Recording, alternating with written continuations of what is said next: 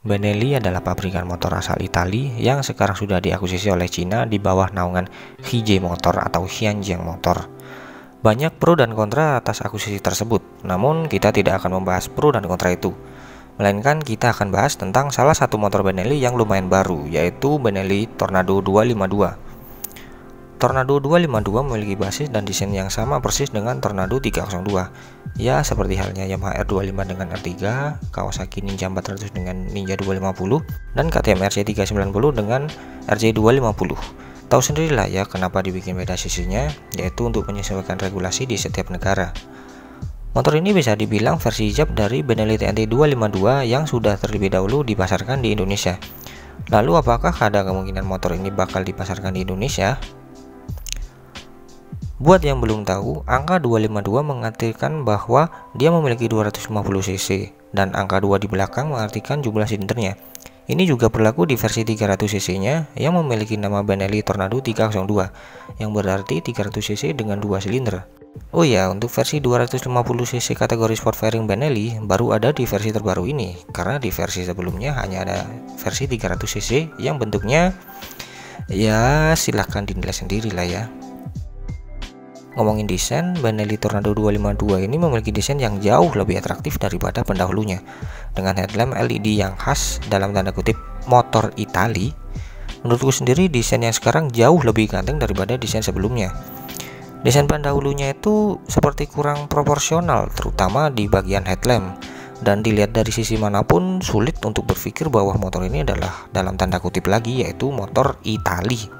Tapi di versi terbaru ini desainer Benelli seperti ingin mengembalikan ciri khas Italinya dengan desain yang simple tapi tetap enak dipandang. Seperti desain headlamp yang sekarang lebih ringkas dengan teknologi LED projector, bentuk bodi belakang yang minimalis, bentuk tangki yang lebih maskulin, serta desain keseluruhan yang lebih enak dipandang dari sisi manapun. Untuk spesifikasi singkatnya, motor ini sudah menggunakan speedometer full digital yang informatif. Ya, walaupun downgrade dari versi 300-nya yang sudah menggunakan TFT digital full color. Kemudian tangki berkapasitas 14 liter. Bagian kaki-kaki untuk shock depan menggunakan suspensi upside down berukuran 42 mm, single disc brake dengan kaliper 4 piston. Ukuran rodanya 110/70 bagian depan dan 140 di bagian belakang dengan ring 17 dan sudah memiliki ABS. Ya, standar lah ya untuk ukuran kelas 250 cc mayoritas di Indonesia, kecuali buat menurutku pribadi yang unik ada pada mesinnya. Secara umum spek mesinnya ya seperti mayoritas 250 cc multisilinder kebanyakan di Indonesia. DOHC 4 klep, perbandingan cairan dan 2 silinder pastinya. Tapi yang unik ada pada firing ordernya yang menganut tipe pembakaran 360 derajat. Berbeda daripada firing order 180 derajat seperti kebanyakan 2 silinder 250 cc di Indonesia seperti Ninja 250, R25 dan CBR 250 RR. Karena naik turun pistonnya secara bersamaan, suara yang dihasilkan pun juga lebih padat atau bahkan lebih merdu dan gak berlebihan mungkin kalau dibilang mirip suara mesin 3 silinder seperti 3 silinder segarisnya MV Agusta F3, Triumph, ya terserah kalian nyebutnya apa, atau MT-09-nya Yamaha. Dengerin sendiri deh suaranya, pasti lebih asik lagi kalau dengerinnya pakai speaker aktif atau headset.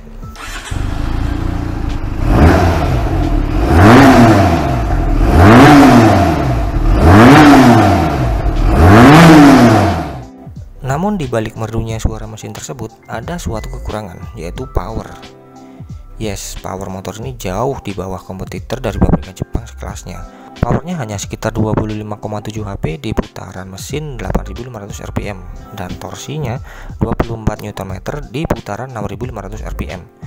Bandingkan dengan Yamaha, Kawasaki, dan Honda yang bermain di kisaran 35 HP-an lebih. Sekarang harganya. Di Cina sana, motor ini dijual dengan harga 25,800 yuan atau kalau kita hitung ke kurs rupiah saat ini sekitar 58 jutaan. Tapi kalau kita mau pakai patokan dengan hitungan kasar, ingat, hitungan kasar ya. Seandainya masuk Indonesia, kita bisa pakai hitungan harga Benelli TNT 249 di mana harganya sekarang sekitar 58 jutaan. Yang mana harga tersebut sama dengan Yamaha MT-25 sekarang ini yang juga dijual di Indonesia. Kemudian kita ambil selisih antara harga R25 yang memiliki harga 62 jutaan. Jadi hitungan kasarnya kemungkinan Benelli Tornado 252 memiliki harga 62 jutaan juga. Kalau ditanya pendapatku pribadi, apakah motor ini bakal laku kalau dijual di harga tersebut? Mungkin kalau laku sih pastinya laku ya, ada aja pastinya yang beli. Tapi kalau laris sepertinya enggak juga. Terus kenapa bisa laku? Padahal kan versi nakednya si TNT 249 yang sudah dijual di Indonesia sini gak begitu laku, padahal secara spek juga mirip-mirip. Jadi menurut opiniku pribadi, jawabannya karena dia kategorinya adalah sport fairing 250cc 2 silinder yang menawarkan sensasi suara yang berbeda dari sebelumnya. Kita tahu sendiri kalau sport fairing 250cc multi silinder lebih laku di sini dibandingkan dengan versi naked 250cc nya. Karena ya kalau bukan Muge boleh dibilang naked 250cc bentuknya ya gitu-gitu aja. Bahkan ada yang bilang mirip Yamaha Bison. Bisa ambil contoh gimana megap-megapnya penjualannya MT25, kemudian Kawasaki stop jual Z250 dan gak minat buat masukin generasi terbarunya, atau bahkan gimana Honda gak jadi develop versi nakednya dari CBR 250RR. Terus kita ambil contoh lagi gimana larisnya Kawasaki ZX25R yang sebelumnya banyak yang pesimis bakalan laku karena 250cc 4 silinder di masa sekarang dianggap kurang efisien secara perawatan dan tenaga, dan juga harganya yang tembus 100 jutaan. Tapi pada kenyataannya pada saat awal launching indennya sampai mengular, bahkan harga bekasnya pun sampai lebih mahal daripada harga barunya.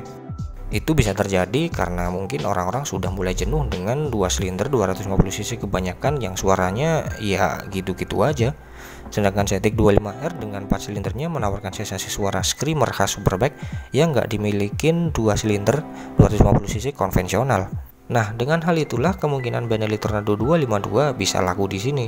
Pastinya dengan promosi yang masif serta dikemas semenarik mungkin dengan menonjolkan dari sisi suaranya yang unik, namun dengan harga yang bersaing. Kalau seandainya dijual Indonesia dan kebetulan ada duit nganggur ini ya, asli deh aku bakalan ambil satu tanpa pikir panjang, karena mungkin ada banyak orang yang pikirannya sama kayak aku, power jadi nomor sekian. Karena pertama adalah penampilan serta suara, dimana dua hal tersebut hal yang paling pertama orang perhatiin saat kita lagi jalan. Gimana dengan pendapat kalian?